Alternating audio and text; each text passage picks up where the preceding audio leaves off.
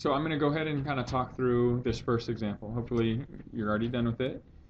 And when you look at the way it's set up, identify the pattern. You have two sides in the non-included angle. So again, SSA tells you you're using law of sines. And then figure out, because it's a pattern that's not a congruence pattern, you need to determine, is it one or two solutions? Well, because this opposite side is 10, if you were to imagine this length of 10 being hinged, would this be a consistent triangle here? An obtuse angle opposite a side of 15 and another side of 10? Yeah. So you have to consider that there are two solutions on this one. All right, the first solution is found just by straight away applying the law of sines. So let's find the first one. So we have our set ratio here, sine of 21 and the side of 10. And so the piece that we need to solve for first is opposite the other given piece. So we're going to find C first. So if we set this up, we know that the sine of C, I'm going to put my variable, my unknown, in the numerator of my equation. So sine of C over 15. We're going to compare that ratio to our known ratio of the sine of 21 over 10. And we're just going to solve this. Okay, so again, we can't actually solve for C in this case. The calculator won't perform the inverse trig ratios on its own. So we have to substitute. I'm going to let x equal the sine of C. So I'm going to replace that with an x. And that's what I'm going to solve for. So if I hit the F2 algebra tab, select x divided by 15 is equal to sine of 21 divided by 10, and tell it I want to solve for x. So I didn't enter a decimal point on my calculation here, so I do need to hit the green diamond button. And when I make my prediction is anytime I'm dealing with a sine or cosine ratio, the value needs to be between what? -1 and +1, right? So it's going to be some decimal between -1 and +1, and I see that it is. So it's, again, at least consistent with what I was expecting. So 0.5376 approximately is my sine ratio for angle C. Therefore, C can be found by taking the inverse sine of that. And so that's the green diamond Y. I'm just going to highlight this whole thing. Like I said, I'm going to delete my x equals. You don't necessarily have to at this point, but at some point you are going to. So you might as well do it now. Hit enter. So here's my angle measure for C. So I get 32.5 as angle C. Okay. Once I have angle C, I can now find angle B by just using triangle sum. I know that the sum of all those angles has to equal 180.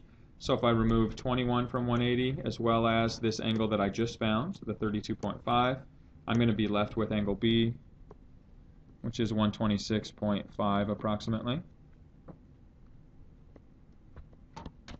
So there's my angle B. And then my final step for this triangle is to find B here, this side B.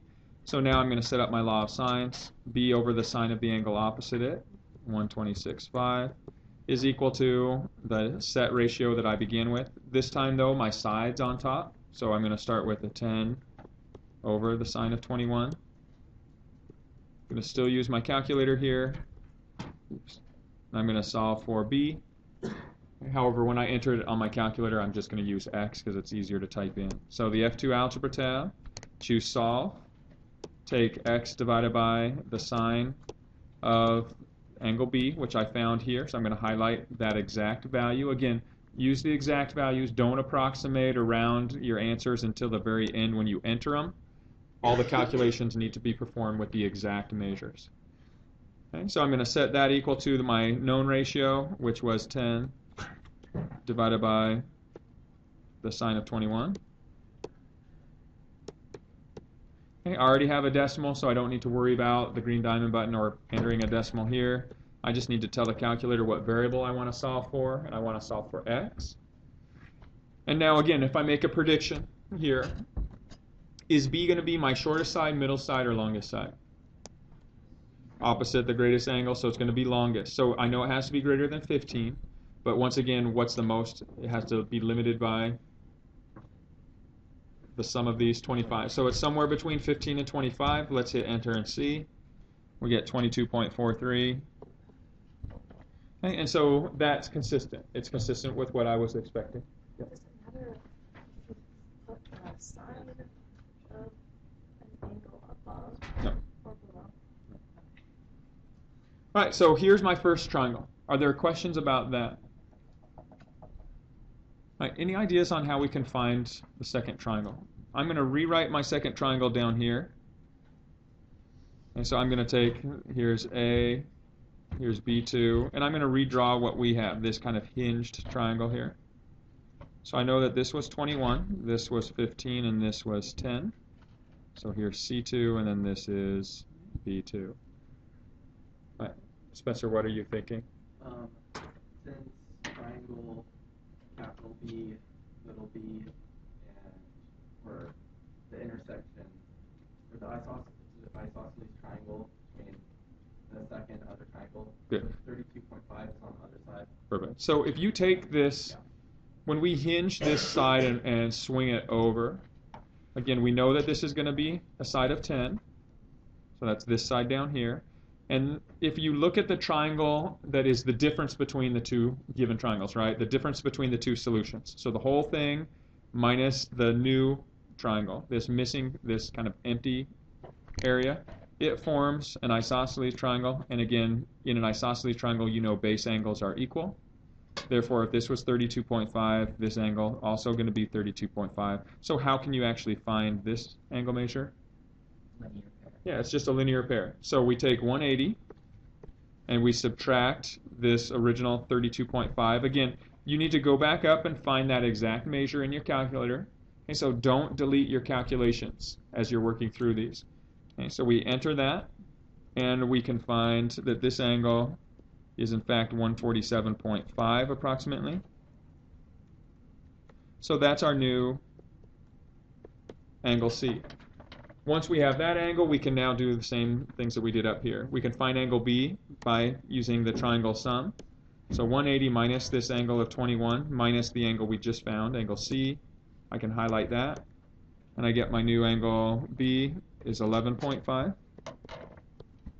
So there's my two angle measures. And then finally I can solve for my other side by setting up my law of sines ratio. So B2 over the sine of the angle opposite it. I'm writing 11.5, but again, when I calculate, I'll need to use the exact value. And that's equal to my known ratios. My known ratio, again, I'm starting with the side, so 10 over the sine of 21 can still be used. I'm going to solve for B2. And I just need to type that in. So when I enter that, F2 algebra tab, I'm going to use x instead of B2, but x divided by the sine of 11.5, highlight it, set that equal to the known ratio, 10 divided by the sine of 21. Solve for x, I already have decimals in my calculation, so it'll give me my answer in decimal form. So once again, let's make a prediction here. This time, is B2 going to be the longest side, shortest side, or middle side? Now it's opposite the smallest angle. So we anticipate it's going to be the shortest side. So we know it's got to be less than 10. Okay, but what's the other limiting value based on triangle inequality here? It has to be greater than 5, right? The difference of those. So we know it's going to be between 5 and 10. So let's see if that holds true. 5.57. Okay, and that is consistent with what we were expecting.